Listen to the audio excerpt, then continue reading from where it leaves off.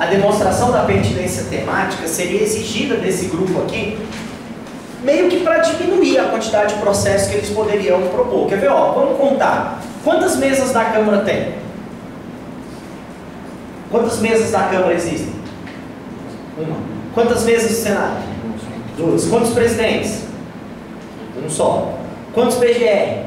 Um só. Quantos partidos políticos com representação no Congresso? Aí já aumenta, né? Uns 15, 18 por aí. Mas querendo ou não, eu não estou chegando nem a 30, no máximo uns 20 e pouco legitimados. Quantas mesas de Assembleia Legislativa com Câmara Legislativa existem? Só que já são 27. Quantos governadores estão no DF? Mais 27. Quantas confederações sindicais? Dezenas. Quantas entidades de classe? Dezenas. Então, os mais numerosos, isso nunca é dito. Ninguém diz isso. Mas o número de legitimados que vai ser mais abrangente, acabou tendo restrição na sua legitimidade de propositura. Onde é que está escrito que eles têm que demonstrar a pertinência temática? Só no Supremo Tribunal Federal. Não tem escrito em lugar nenhum mais essa questão. Eu vou colocar aqui, passar para vocês uns 3 julgados, mais ou menos, 2 ou 3 julgados, para vocês verem essa questão da pertinência temática no Supremo Tribunal Federal. Já que o Supremo criou isso, tá?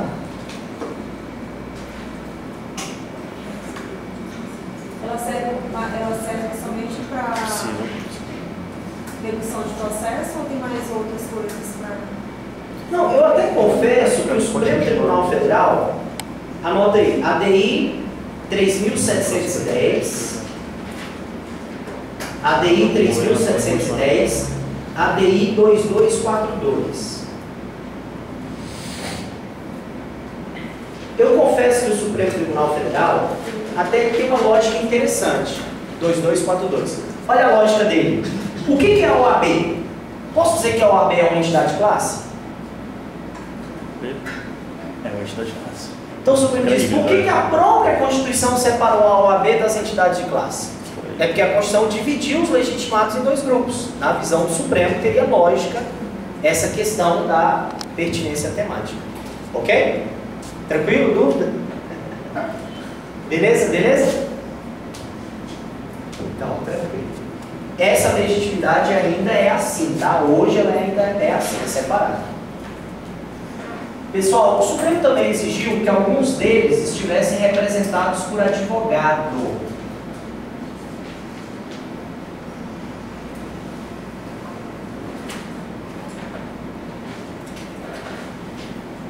Vou colocar em vermelho. Quem tem que estar representado por advogado?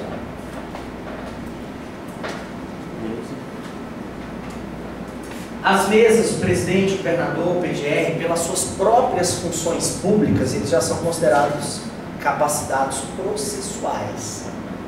O presidente não é formado em direito, não tem OAB, ele pode entrar com ação na justiça? Pode.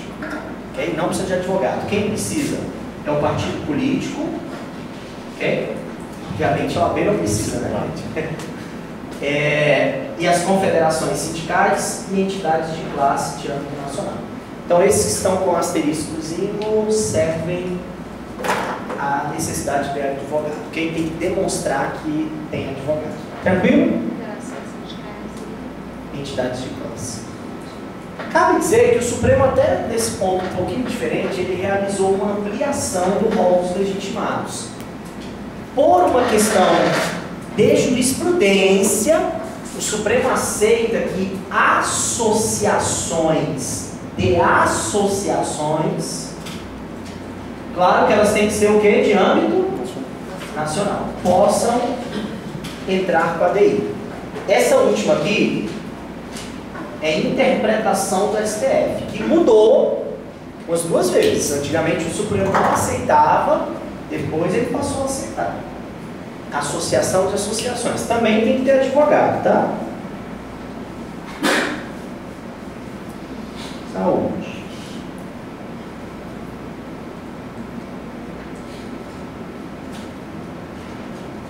Última coisa é o seguinte. Quanto ao partido político, como é que fica a perda da representação dele? Hoje em dia, é bem pouco provável que isso aconteça. Porque se um candidato mudar de partido sem justificativa, o que acontece com o mandato?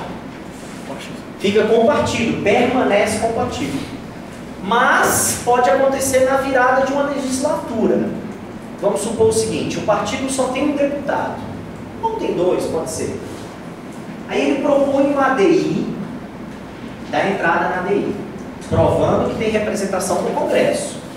Beleza?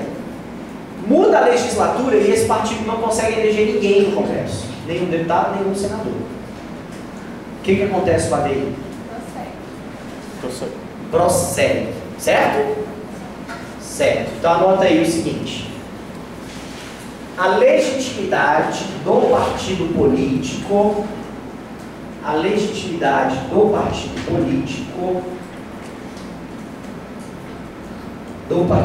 só é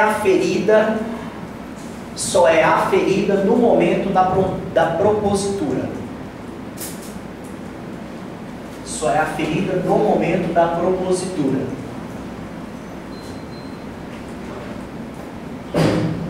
Então a lógica aqui é o seguinte: se o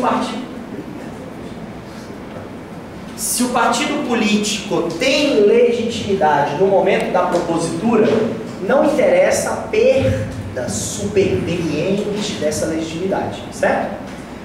Igual o Supremo, nesse caso, ele fez duas mutações constitucionais. No começo, baseando-se nessa jurisprudência defensiva, era assim: perdeu a legitimidade, extingue-se a DIN sem julgamento de mérito por perda superveniente da legitimidade. Isso era a primeira decisão. Durou até mais ou menos 2001, 2002. Aí em 2001, 2002, o Supremo abrandou dizendo assim: se o julgamento já tiver começado, porque às vezes o julgamento começa, alguém pede vistas e o julgamento só vai continuar dali a alguns tempos, né? Aí o Supremo abrandou dizendo: se o julgamento já tiver começado, não interessa a perda superveniente. E por volta ali de 2006 é que o Supremo fez a revisão final até agora dessa jurisprudência, dizendo: a perda da representação de forma superveniente não afeta a legitimidade. Beleza? A perda da representação não afeta mais a legitimidade. Essa é a decisão atual do Supremo Tribunal Federal.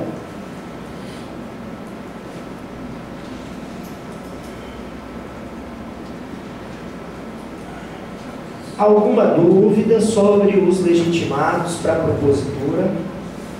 Pessoal, embora a gente está estudando a propositura da ADI, aviso que essa propositura que a gente estudou vai servir para ADC e para DPF.